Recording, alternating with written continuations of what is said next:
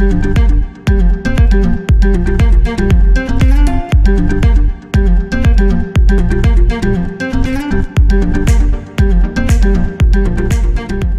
Éducation, c'est un groupe d'écoles d'enseignement supérieur privées dédié à la création, avec des écoles dans les domaines du design, du cinéma d'animation, des arts graphiques, de la communication, du digital, de la culture et du luxe. On a une présence européenne avec 12 écoles, 12 marques, sur 36 campus en Europe, 26 en France, 4 en Italie, 3 en Espagne et 3 en Allemagne. Voilà. Donc aujourd'hui 15 000 étudiants dans des filières créatives. Les plus grosses écoles en France, c'est l'école de Condé, qui est une assez grosse école de design et d'art graphique. L'ECV également dans le design graphique, le cinéma d'animation et le digital. L'école supérieure de publicité également, école de communication. L'école supérieure du digital, dans les métiers du marketing digital notamment. Et puis en Italie, des écoles de design, en Allemagne, des écoles dans la communication et la communication visuelle. Et en Espagne, dans l'audiovisuel.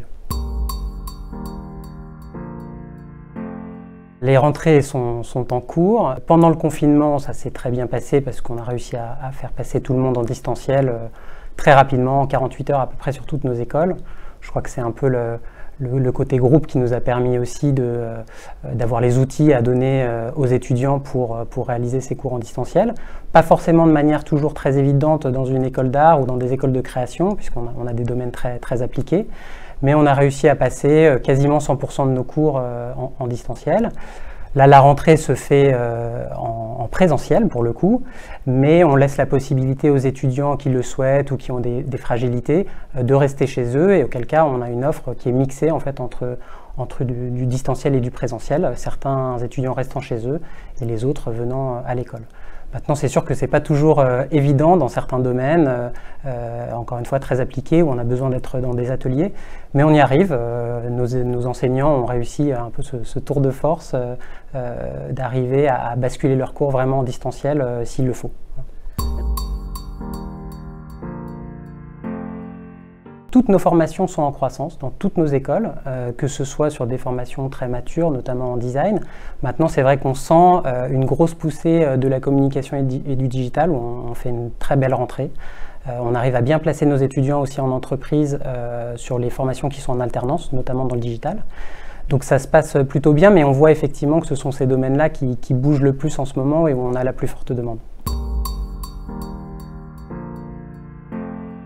Alors effectivement, chaque marché entre guillemets est très différent, avec des attendus pédagogiques qui sont effectivement fondamentalement différents d'un pays à l'autre.